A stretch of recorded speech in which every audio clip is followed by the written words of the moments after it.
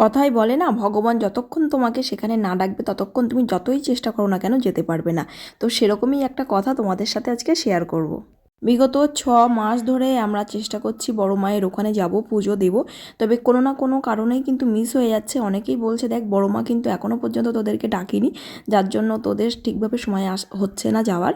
যখনই বড় মা তোদেরকে মানে সেখানে নিয়ে যেতে চাইবে, তোদেরকে দর্শন দিতে চাইবে, তখনই কিন্তু তোরা সেখানে যেতে পারবি, তার আগে একদম যেতে পারবি না। তো 6 থেকে 7 মাস পর কিন্তু আমাদের সেই সময়টা চলে আসলো। এটা হচ্ছে নভেম্বরের 31 তারিখ। তো নভেম্বর 31 তারিখ আমরা পুজো দিতে বেরিয়ে গিয়েছিলাম একদম ফার্স্ট ভোরে উঠে। আর আমরা ছিলাম সোদপুর থেকে গিয়েছিলাম, বেশিক্ষণ লাগেনি। আর এখন বাজে সকাল 8টার সময় ভিড়টা দেখতে পাচ্ছ। এত ভিড় হয়েছে বলার মতো না, কারণ আমরা সোদপুরে ছিলাম বলেই কিন্তু এত কম লাইনে যেতে পেরেছি, নাহলে কিন্তু প্রচুর লাইন পড়ছে এখানে। আর বড় মার মুখটা দেখে না একদম মনটা শান্ত হয়ে গেল। এই জন্যই হয়তো মায়ের কাছে হাজার হাজার ভক্ত ছুটে আসে।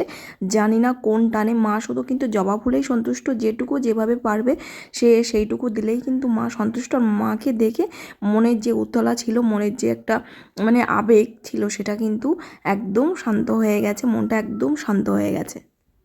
এই যে পাশেই গঙ্গার ঘাট, এখান থেকে কিন্তু অনেকেই ডন্ডি কেটে কেটে কিন্তু যায় মায়ের মন্দিরে। দেখো আজকের দিনেও কিন্তু ডন্ডি কেটে কেটে যাচ্ছে মায়ের মন্দিরে পুজো দেওয়ার জন্য।